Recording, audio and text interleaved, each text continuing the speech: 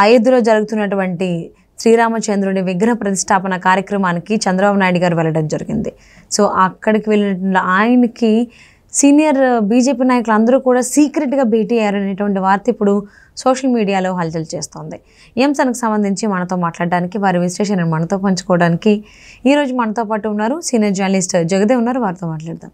నమస్తే అండి. నమస్తే. అయోధ్య శ్రీరామచంద్రుడి విగ్రహ ప్రతిష్టాపన కార్యక్రమానికి వెళ్ళినటువంటి చంద్రబాబు నాయుడిని సీక్రెట్గా బీజేపీ నాయకులు కలిశారనేటువంటి వార్త ఇప్పుడు హల్చల్ చేస్తోంది. ఇది ఎంతవరకు వాస్తవం అంటారు?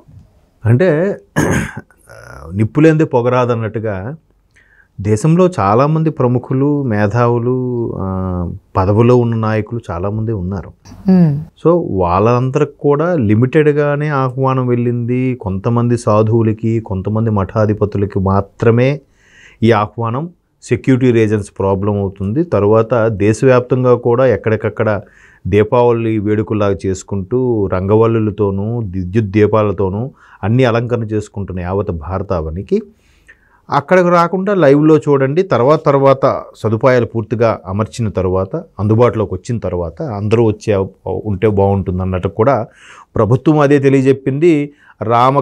తీర్థక్షేత్ర ట్రస్ట్ వాళ్ళు కూడా అదే తెలియజెప్పారు. అయితే ఇప్పుడు చంద్రబాబు గారు లాంటివి ప్రముఖుల్ని పిలవడం కూడా ప్రాధాన్యత సంతరించుకుంది. ఇప్పుడు ఆయన ముఖ్యమంత్రి కాదు, ఆంధ్రప్రదేశ్కి ప్రతిపక్ష నేత, ప్రధాన ప్రతిపక్ష నేత, of course national level leader. Jaganmohan Reddy గారు వెళ్ళారా ముఖ్యమంత్రిగా అంటే లేదు, అది వేరే విషయం. అలాగే చాలామంది ముఖ్యమంత్రుల్లో కూడా కొంతమందే కనిపించారు, అందరూ కనపడలేదు.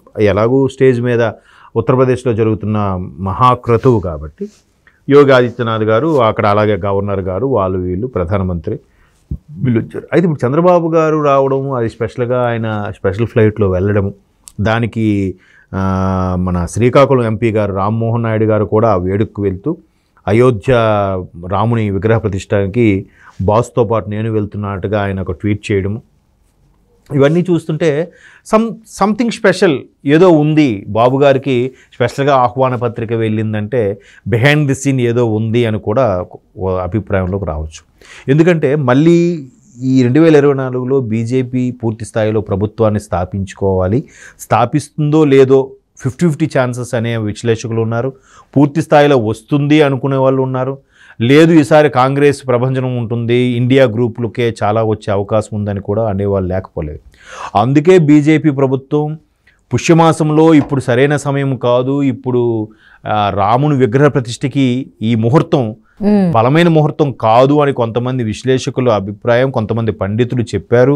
ఒక పండితులు అయితే ఆఖరికి అహ్మదాబాద్ కోర్టులో కూడా పిటిషన్ వేయడం కూడా జరిగింది, ఇది సరైన సమయం కాదు అన్నట్టుగా. బట్ బీజేపీ ప్రభుత్వం వల్ల లేదంటే క్షేత్ర తీర్థ ట్రస్ట్ వాళ్ళు తెలియదు కానీ యుద్ధ ప్రాతిపదికన ఇవాళ ఆల్రెడీ క్రతువు నిర్వహించేశారు. బాలరాముని విగ్రహాన్ని ప్రతిష్ఠించారు. యావత్ ప్రపంచం దానికి పులకించిపోయింది ఒక విధంగా. అయితే అంటే ఇదొక అభిప్రాయం ఉంది. నెక్స్ట్ మళ్ళీ గవర్నమెంట్ రాకపోతే బీజేపీ ఇంత ప్రతిష్టాత్మకంగా ఈ కార్యక్రమం నిర్వహించగలదా లేదా, చేయి దాటిపోతే గనక, ఇన్ కేస్ ఆఫ్, అంటే పర్సంటేజ్ చాలా తక్కువ, బట్ మేబీ వాళ్ళ. సో ఇట్లాంటి నేపథ్యంలో ఖచ్చితంగా ఈ క్రతువుతో పాటు ఎవరెవరు అసలైన నాయకులు ఉన్నారో వీళ్ళందరినీ కూడా కలుపుకుపోయే ప్రయత్నం అయితే బీజేపీ చేస్తుంది, చెయ్యాలి కూడా. వాళ్ళకి కావాల్సింది మొన్న 5 రాష్ట్రాల్లో కూడా 3 రాష్ట్రాలు కైవసం చేసుకుంది, ఒక రాష్ట్రం కాంగ్రెస్కి వచ్చింది.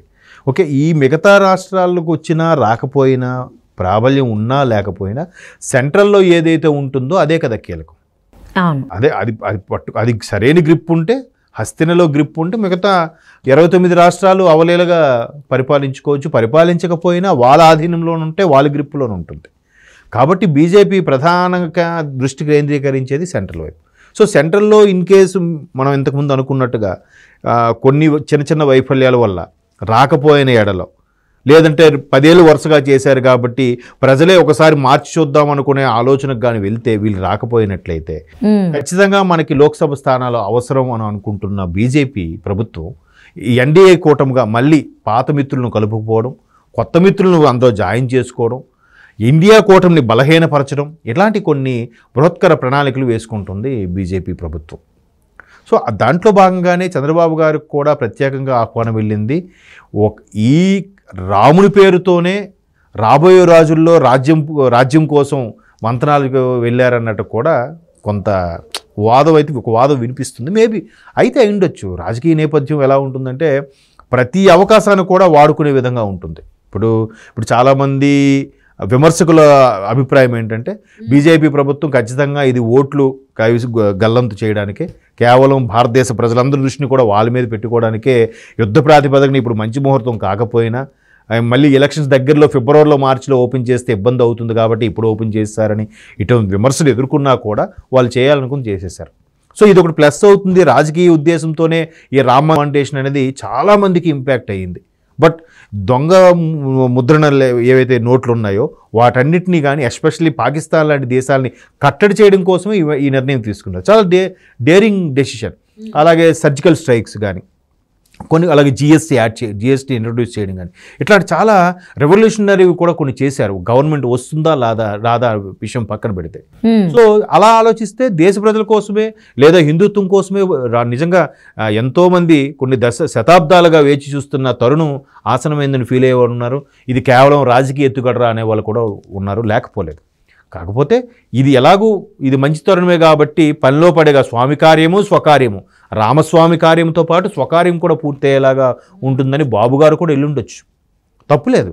ఎలాగో ఒక పాత మిత్రులుగా ఎన్డీఏ కూటమిలో టీడీపీ ఎంత బలంగా ఉండేదో మనకు తెలుసు ఒకప్పుడు వాజ్పేయి గారి హయాంలో. కాబట్టి ఆ ఉద్దేశంతో బాబు గారు కూడా వెళ్ళొచ్చు. రాముని ఈరోజు బాలరాముని దర్శించుకోవడం కూడా పెట్టి పుట్టాలి, అదృష్టం ఉండాలి.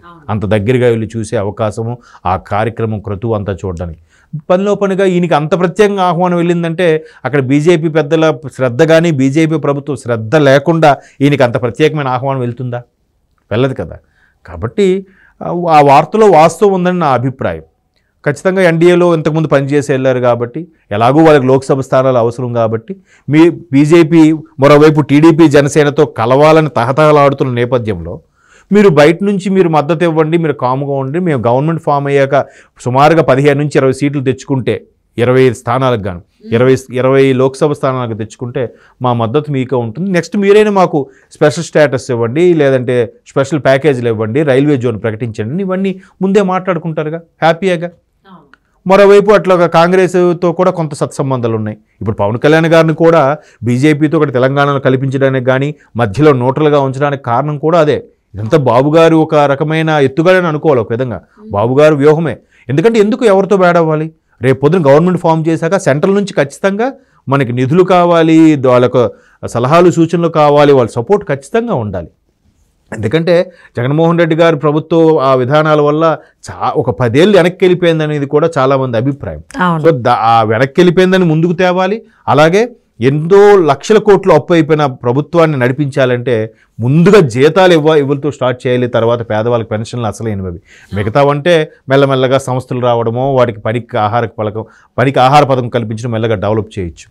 సో ఇవన్నీ పోడ్చాలి, మళ్ళీ సుస్థిరమైన ప్రభుత్వాన్ని స్థాపించాలంటే కేంద్రం అనుమతితో పాటు వాళ్ళ సపోర్ట్ కూడా కంపల్సరీ అది. కాబట్టి బాబు గారు వెళ్ళొచ్చు. అదే చెప్పాను కదా, స్వామి కార్యము రామస్వామి కార్యంతో పాటు స్వకార్యం కూడా. సో అక్కడికి వెళ్ళినటువంటి అంటే బాలరాముడి దర్శనానికి వెళ్ళినటువంటి చంద్రబాబుని సో సీక్రెట్గా నాయకులు కలవడం బీజేపీకి సంబంధించిన వాళ్ళు. మరి అది మోదీ తెలిసి చేశారా తెలియకుండా